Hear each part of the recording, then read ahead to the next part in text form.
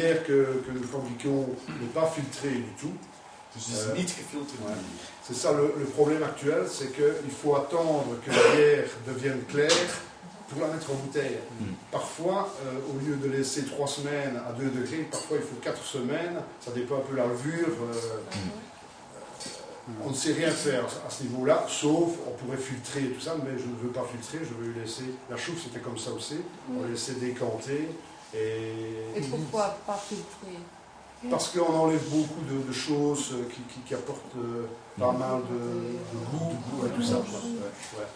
Je n'ai rien contre les bières filtrées, hein, c'est naturel aussi, il n'y a pas de problème, mais on enlève beaucoup de particularités pour avoir des bières claires, on enlève de trop. En les bieren zijn différentes. Dus het bier wordt niet gefilterd, dat is een bewuste keuze. Als je gaat filteren, gaat het te veel smaak. C'est pour ça que... Dus daarmee dat je dus in de flessen ook altijd een bodempje bezinksel hebt. Ja. C'est pour ça que donc, ici on fabrique que des grandes bouteilles, des bouteilles de champagne, 3/4 de litre. Donc, au fond des bouteilles, il y a un dépôt de levure qui est propre à la refermentation des bouteilles. Dus alles wordt gebotteld op champagneflessen eigenlijk. Ja. En je zal altijd zien, beneden zit er dan een beetje bezinksel. Dus dat is eigenlijk nog het lekkerste. Alors, actuellement, on fabrique essentiellement une sorte de bière, c'est la Lupulus blonde. On fabrique une bière, mais c'est une petite quantité pour une confrérie qu'on appelle cuvée du Chesté. C'est une bière brune. Cette bière-là, brune, mais qui va encore évoluer, deviendra la Lupulus brune dans quelques temps. Parce qu'il y a des gens qui veulent une bière brune. Et donc, on fera une bière brune, mais ce sera dans quelques mois, quand on aura assez de bière. Dus momenteel wordt alleen maar de blonde gemaakt. Dit is dus de lupulus, de klare lupulus.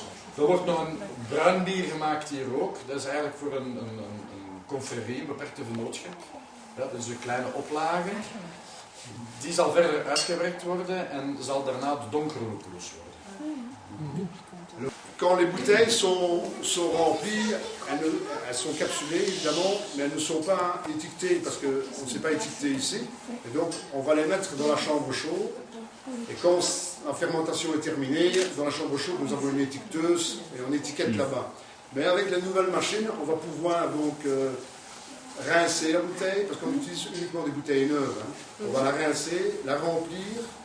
Donc avec la grande machine là, rincer, remplir, mettre la capsule ou un bouchon champagne.